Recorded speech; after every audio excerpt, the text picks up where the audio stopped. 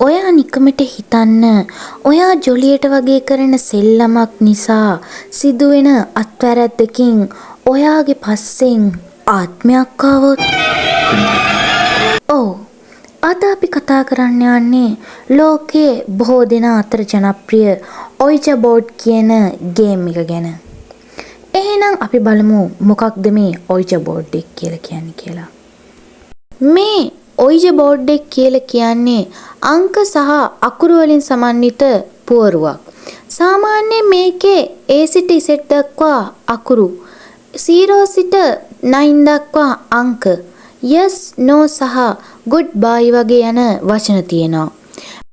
මේ බෝඩ් එකෙන් සෙල්ලම් කරද්දී ප්ලන්චෙට් එක කියලා එකක් පාවිච්චි කරනවා. මේ ප්ලන්චෙට් එකෙන් තමයි ක්‍රීඩාව පටන් ගන්නෙ. මේ ප්ලන්චෙට් එකකින් ඇඟිල්ල තියෙනවා. ඊට පස්සේ ප්‍රශ්න අහනවා.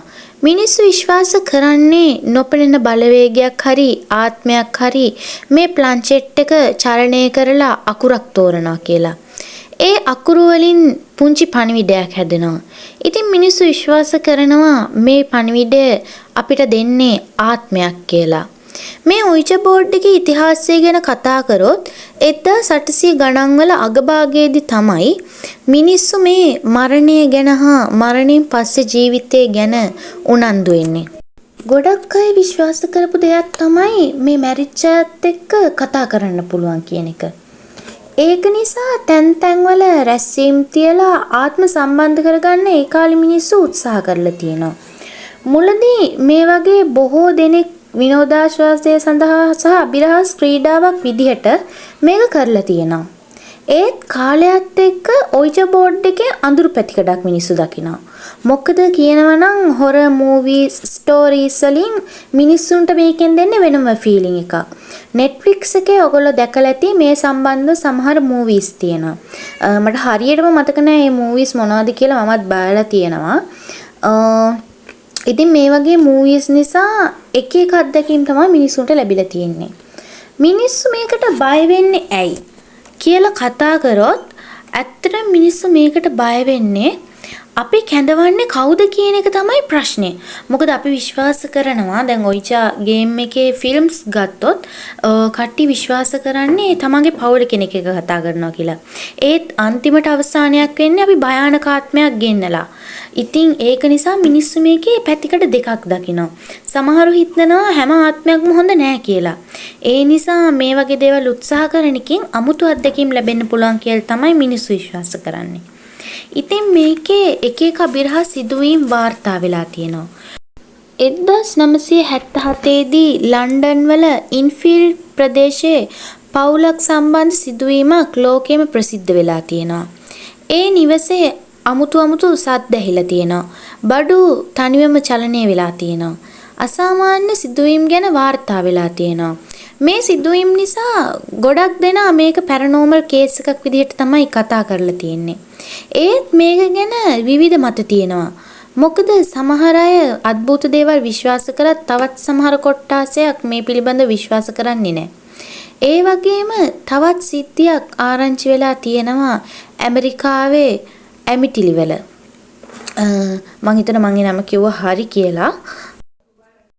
1974 දී තමයි මේ භයානක සිද්ධිය සිද්ධ වෙලා තියෙන්නේ. ඒ සිද්ධියෙන් පස්සේ මේ නිවස ගැන අద్భుත කටකතා පැතිරලා තියෙනවා.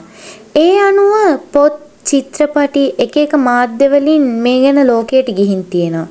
ඒත් මේ ගැන සත්‍ය කතාවක්ද නැද්ද කියන්න අදටත් විවාද තියෙනවා. මොකද තවත් සමහර කොට්ටාසයක් මේ ගැන විශ්වාස කරත් තවත් සමහර කොට්ටාසයක් මේ ගැන විශ්වාස කරන්නේ නැහැ. ඉතින් මේක ගැන විද්‍යාත්මකවත් පැහැදිලි කිරීමක් තියෙනවා. විද්‍යාඥයන් පවසන විදිහට ඔයිජා බෝඩ් එකේ ප්ලන්චෙට් එක චලනය වෙන්නේ අපි යම්කිසි දෙයක් දැඩි ලෙස බලාපොරොත්තු වෙනවා. ඒ කියන්නේ ඔයා හිතන්න ඔයාගේ බොයිෆ්‍රෙන්ඩ් මැරෙනවා. එතකොට ඔයා හිතනවා මේ ගේම් එකෙන් මට පුළුවන් එයත් එක්ක කතා කරන්න. ඉතින් ඔයාගේ මේ මනසේ දැඩි අදිෂ්ඨානයක් ඇති වෙනවා. ඉතින් ඒක නිසා අර ඔයාගේ ශරීරයෙන් නොදැනුවත්වම සිද්ධ වෙන කුඩා චලනයකින් තමයි ඔයාට මේකෙදි මේ පණිවිඩ ඉන්නේ කියලා තමයි මේක විද්‍යාඥයෝ පැහැදිලි කරලා තියෙන්නේ.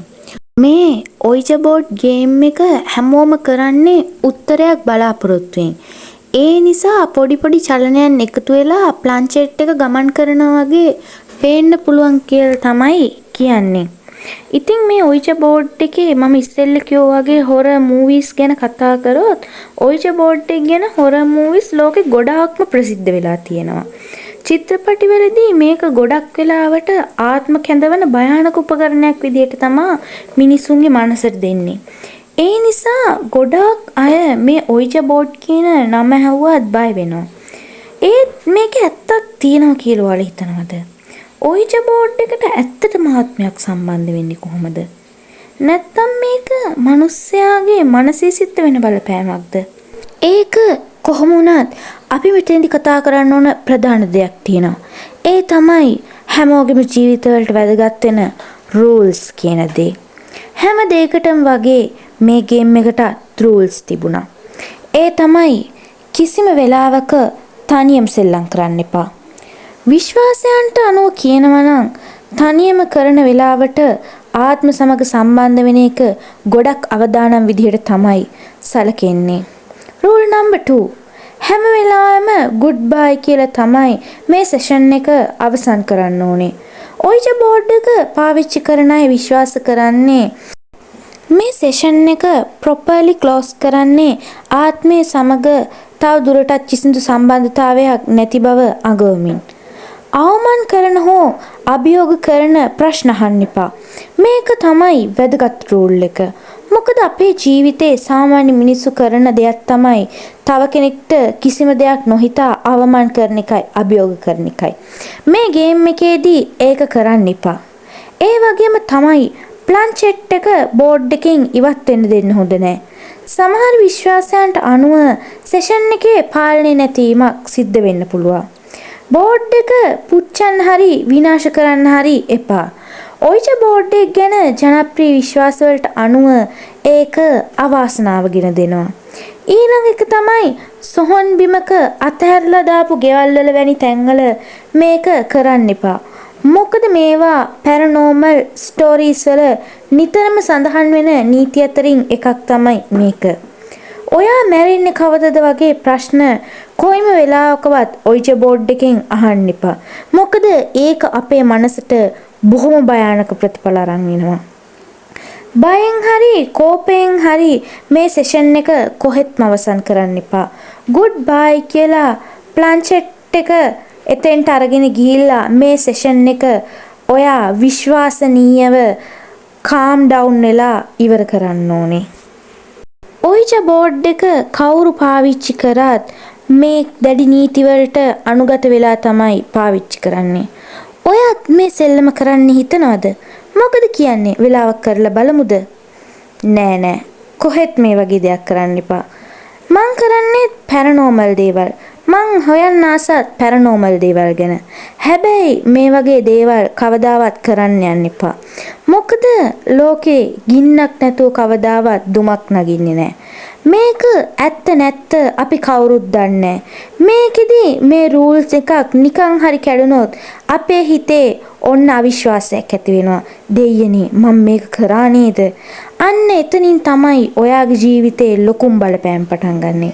ඒක නිසා මේක ගැන දැනගෙන විතරක් නිකන් ඉන්න කියලා මම ඕගොල්ලොන්ට අවවාද කරනවා. ඉතින් ඔයාට හිතෙන්නේ මොකද්ද? මේ ගේම් එක ඇත්තක්ද කියලා පහලින් කමෙන්ට් කරගෙන යන්න. මේ වගේ තවත් වීඩියෝ බලන්න අපේ channel එක subscribe කරලා තියාගන්න. bell notification එකත් ඕල් දාලම තියාගන්න අමතක කරන්න එපා. එහෙනම් තවත් දවසක තවත් කතාවකින් හමු වෙමු. Have a good day.